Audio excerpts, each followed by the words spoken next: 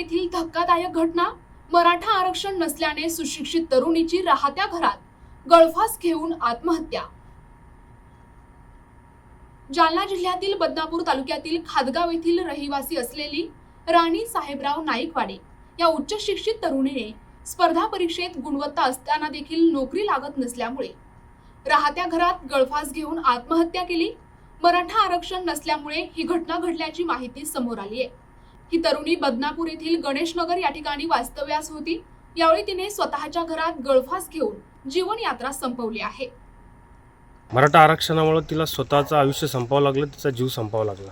कारण तिने आतापर्यंत 3 MPSCचे पेपर दिले, त्याच्यानंतर एक तलाठ्याचा पेपर दिला।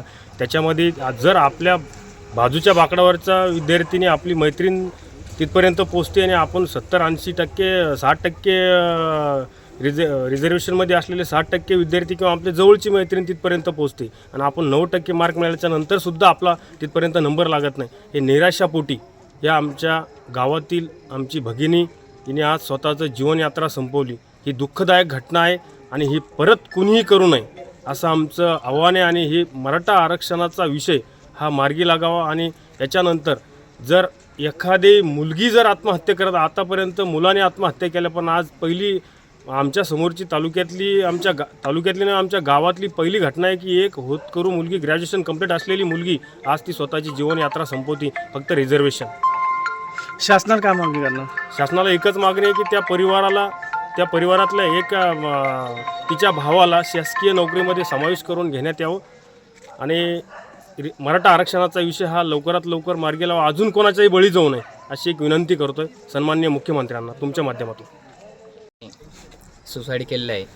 कारण असं आहे की खूप दिवसापासून MPSC UPSCची परीक्षा देऊन काही कालांतरानं तलाठीची पण परीक्षा दिली, परंतु 2-2, 3-3 मार्काने तिची जॉबला हुलकावणी दिली आणि त्यांची घरची परिस्थिती अत्यंत हलाखीची आहे।